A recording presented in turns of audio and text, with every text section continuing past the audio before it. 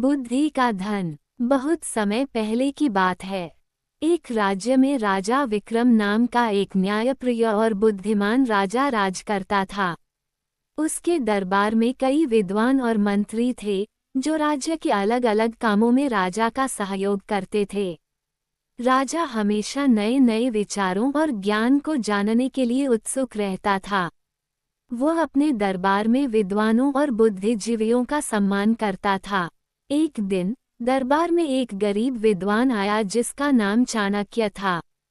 चाणक्य अपनी बुद्धिमत्ता के लिए दूर दूर तक प्रसिद्ध था, लेकिन दुर्भाग्यवश उसकी आर्थिक स्थिति बहुत खराब थी। कई वर्षों तक उसने केवल शिक्षा और ज्ञान को ही अपना ध्येय माना, और इस कारण से उसने भौतिक संपत्ति पर कभी ध्यान नहीं दिया। उसकी हालत अब ऐसी हो गई थी कि उसके पास भोजन और आश्रय तक के लिए पैसे नहीं बचे थे। वह राजा के पास मदद की उम्मीद से आया था। राजा ने देखा कि चाणक्य दिखने में बहुत ही साधारण था, लेकिन उसके चेहरे पर एक तेज और गहरी बुद्धिमानी झलक रही थी।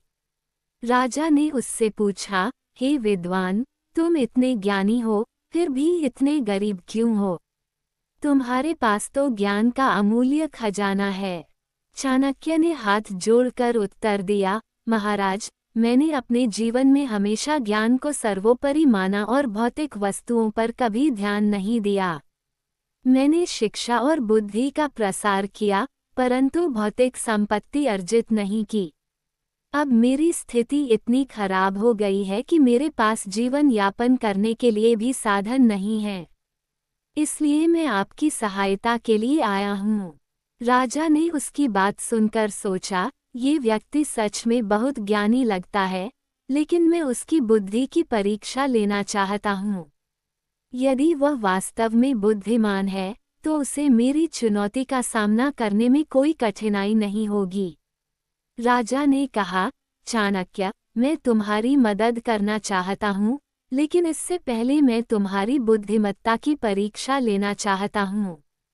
यदि तुम मेरी 3 पहेलियों का सही उत्तर दे सकोगे, तो मैं तुम्हें भरपूर धन और सम्मान दूंगा, लेकिन यदि तुम असफल हुए, तो तुम्हें खाली हाथ लौटना होगा। चाणक्य ने राजा की चुनौती को साहपूर्वक स्वीकार कर लिया। उसने विनम्रता से कहा, महाराज, मैं आपकी परीक्षा के लिए तैयार हूँ। कृपया अपनी पहेली पूछें। पहली पहेली, राजा ने एक धीमी मुस्कान के साथ पूछा। पहली पहेली यह है, ऐसा क्या है जो बिना चलाए चलता है, बिना खाए बढ़ता है, और जिसे कोई देख नहीं सकता, लेकिन महसूस कर सकता है? चाणक्य थोड़ी देर सोचने के बाद मुस्कुराया और जवाब दिया, महाराज, इसका उत्तर है समय। समय चलता रहता है, उसे किसी ने नहीं देखा है, लेकिन हम सब महसूस करते हैं कि वह आगे बढ़ रहा है। वह न रुकता है, न थकता है, और वह हमारे जीवन का सबसे बड़ा शिक्षक है। राजा ने चाणक्य के उत्तर को सुनकर प्रसन्नता व्यक्त की और कहा, बहुत अच्छे। तुमने पहला सवाल सही जवाब दिया। अब मैं तुम्हारी दूसरी परीक्षा लेता हूँ। दूसरी पहेली, राजा ने कहा, मेरी दूसरी पहेली यह है, ऐसा क्या है जो जितना बढ़ता है, उतना ही छोटे होने का एहसास कराता है, और जिसे जितना बांटते हैं, उतना ही बढ़ता है? चाणक्य ने कुछ क्षण सोचा और फिर कहा, महाराज, इसका उत्तर है ज्ञान। ज्ञान वह चीज़ है जो जितना हम अर्जित करते हैं, हमें लगता है कि हमें और भी सीखना है, और इसे जितना दूसरों के साथ साझा किया जाता है, यह उतना ही बढ़ता है। ज्ञान एक ऐसा धन है जिसे बांटने पर उसकी कमी नहीं होती, बल्कि वह और बढ़ता है। राजा ने उसकी बुद्धिमत्ता की प्रशंसा की और कहा, तुमने मेरी दूसरी पहेली का भी सही उत्तर दिया। सच में, ज्ञान ही एक ऐसा खजाना है जो जितना अधिक बांटा जाए, उतना ही बढ़ता है। अब तुम्हारी अंतिम परीक्षा है। ये सबसे कठिन पहेली होगी।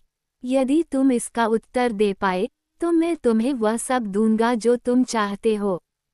तीसरी पहेली, राजा ने गंभीर स्वर में कहा, मेरी अंतिम पहेली यह है, ऐसा क्या है जो किसी का सबसे बड़ा मित्र भी है और सबसे बड़ा शत्रु भी, और यह इंसान के भाग्य का निर्माता भी हो सकता है और विध्वंसक भी।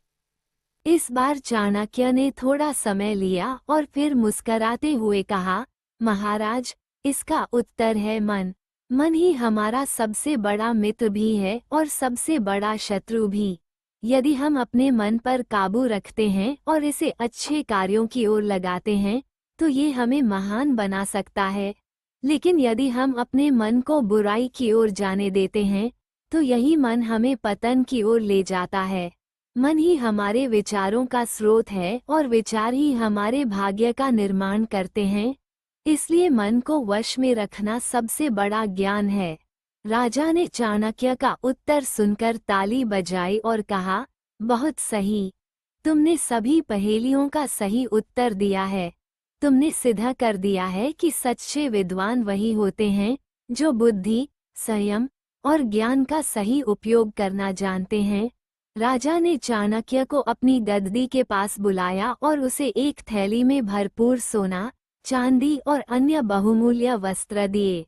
साथ ही उसने चाणक्य को अपने दरबार में एक सम्मानित स्थान देने का भी निर्णय लिया, ताकि वो अपने ज्ञान से राज्य की सेवा कर सके।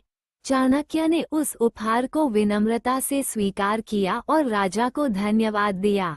उसने कहा, महाराज, आज आपने मुझे न केवल धन दिया है, बल्कि सम्मान और अपने ज्ञान का सही उपयोग करने का अवसर भी प्रदान किया है। मैं आपके राज्य का विकास करने में और समाज में शिक्षा का प्रसार करने में अपना योगदान दूंगा।